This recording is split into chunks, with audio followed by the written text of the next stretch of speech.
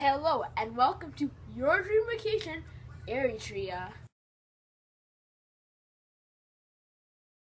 This long, warm water coastline and abundance of historical and archaeological and natural sites, Eritrea has much to offer as a tourist destination.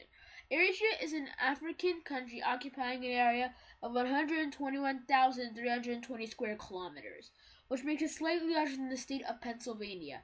It borders Sudan to the north and west, Ethiopia and Djibouti to the south, and the Red Sea to the east. Its land borders extend for 1,630 kilometers, while its total coastline is 2,234 kilometers. Eritrea's capital, Asmara, and its nine other major cities, Aseb, Maswa, Keren, Bartu, Adike, Dekember, and Akedora. Just be careful on where you go as they are traveling near its borders, but in its major cities, Eritrea is amazing. The natural environment of Eritrea. Now, there's a lot of talk about, so let's Eritrea can be divided into three major climate zones: the Central Highlands, the coastal region, and the Western Lowlands. Each has a different climate pattern. In the Central Highlands, the hottest month is usually May to June, with highs around 27 degrees Celsius to 30 degrees Celsius. Winter is between December and February, with lows at night that can be near the freezing point. Asmara itself enjoys a pleasant climate all year round, although it can be quite cold at night in winter. There are two rainy seasons: the short rains in March and April, and the main rains from late June to the beginning of September. Over there, the climate is usually sunny and dry, as sunny durations turn around 3,000 hours and averages annual rainfall hover around 500 millimeters.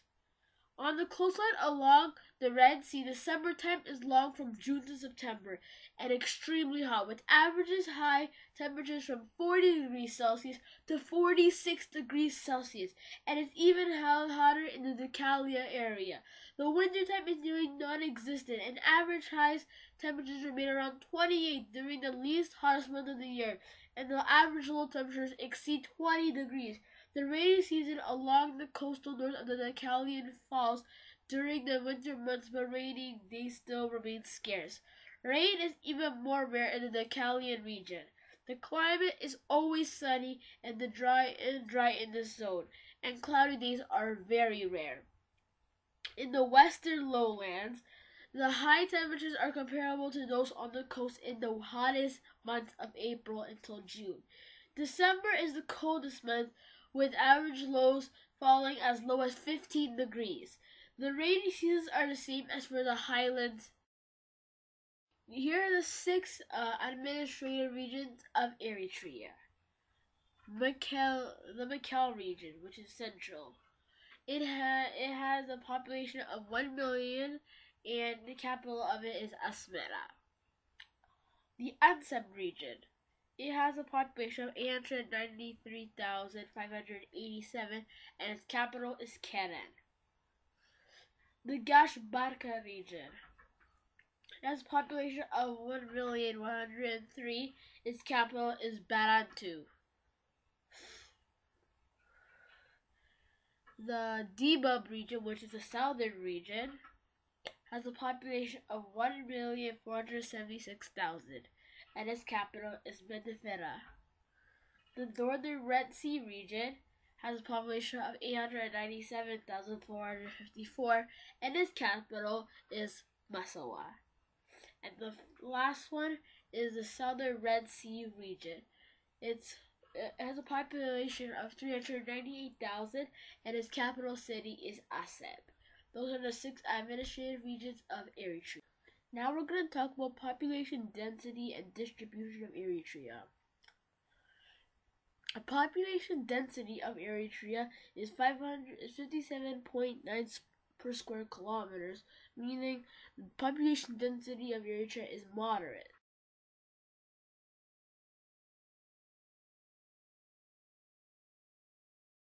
The population distribution of Eritrea is cool. In the Gash Barka region and the southern Red Sea region, it's all dispersed and they're not really in one area.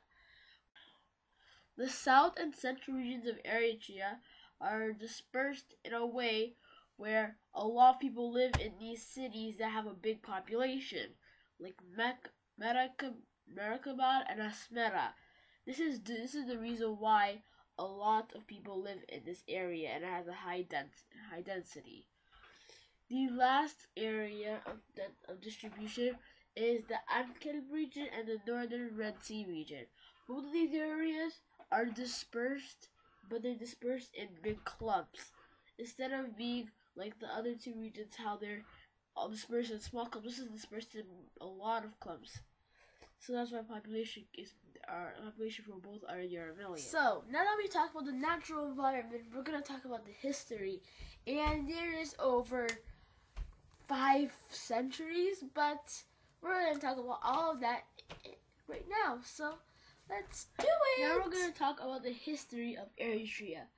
Basically, the boundaries of the present-day Eritrean nation was established during the scramble for Africa. While other nations were taking over parts of Africa, Italy wanted to take over some of it. So as they saw a coaling station, they proclaimed and took over the space that is Eritrea and established it as a new colony of Eritrea. They took over Eritrea for about 40 to 50 years, but they lost it due to them losing World War III, because Benito Mussolini, when he came to rise in power in Italy, he was a fascist person. So he sided with Hitler and the Germans and fought in World War II, but since they lost it, then the Allies took over all of the land that Italy, Japan, and Germany have. This included Eritrea. The British had taken over Eritrea for over a year, but they couldn't take care of it anymore, and they knew it couldn't survive by itself, so they put it with the Federation with Ethiopia. Emperor Haile Selassie wanted to annex Eritrea and Italian Somaliland, which it had also. He said that it's basically the same country and he'd prefer if it was together, so that there would be no debacles. But the Eritrean fighters didn't want to do this, so they fought it and created the Eritrean independence movement. After this, there was a war between Ethiopia's military and the Federation movement. Basically, it went on for 30 years, and Eritrea were fighting so hard. Eventually, in 1991, after years of fighting, they finally had stopped, and the UN had a referendum to finalize to see if the Eritreans wanted to become independent. And obviously, the percentage of the referendum was like added 95% of people wanting to separate it from Ethiopia. So in 1993, it became independent, and this is how Eritrea came to be. This is the history of Eritrea.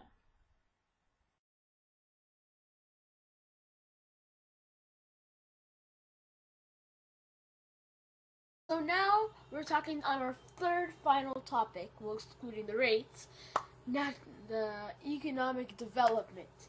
We're going to be talking about some stuff about industries. So let's get to it. Now we're going to talk about the economy of Eritrea. Eritrea is one of those countries that have a rich environment and has lots of materials, but due to its situation, they can't use those resources, and its economy is evident of it. Agriculture is a massive industry in Eritrea. It nearly employs 80% of residents in the workforce. But even though agriculture employs nearly 80% of the population, agriculture doesn't account as much as other industries. It only accounts for 12.4% of the gross domestic product in Eritrea, while let's say the industry accounts for 26.2%, and it's like less than a quarter of the workforce works in industry. So agriculture has a lot of residents, but not a lot of the GDP is from that. Now that we talked about industry, let's go into the industry. 10% of the workforce works in industry. A lot of the industry places are in Massawa and and Asmara.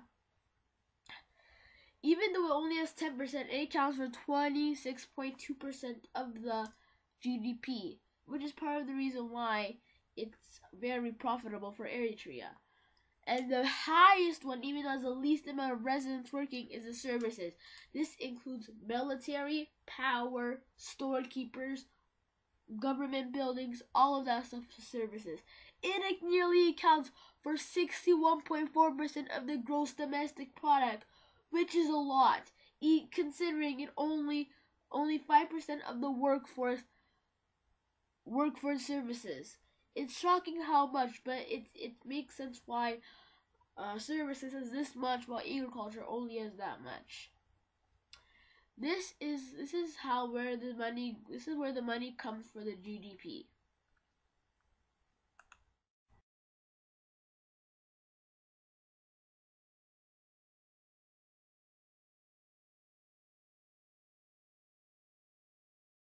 Here some rates for you guys. Birth rate is 30.69 births. Death rate 7.65. Male life expectancy 6.136. Female 65.72 and 63.54. The reason why some of these are really high and low is because the conditions are not so good for people who actually live in the country. The literacy rate is for males is 90.2, the female is 69.8, the obesity rate is 1.5, the infant mortality rate is 38.44, the fertility rate is 4.14, and the natural increase is 28.16. The reason why all of these are so different is because of the ideals of the people. And the UN ranking is 186, the employment rate is 7.20, the energy consumption is 400 million kilowatts. The per capita is 1,188 per capita dollars. Gross domestic product is 3.4 billion, and the government poverty rate is 50 million. The reason why due to this is because of because the conditions and there's a lot of poverty in the nation for poor people who don't have the money to live, So the ranking, if you're a poor person, the life is not as great for you. So we're on the last thing, basically where I tell you what's good about Eritrea, what's bad about Eritrea, and why you should go there for a vacation. So first thing, it has amazing food. I've had it, it's good. It has amazing music. It has a culturally distinct people, and has beautiful beaches and beautiful buildings and mountains. If you want to see all this beautiful stuff from the old times and you want to see stuff, you should go to Eritrea. Some bad things about it is that you don't have that good of an internet service there. You don't have too much English, but there's still English there, but not lots of English. So if you're a foreigner, you might need somebody to help you. And last of all,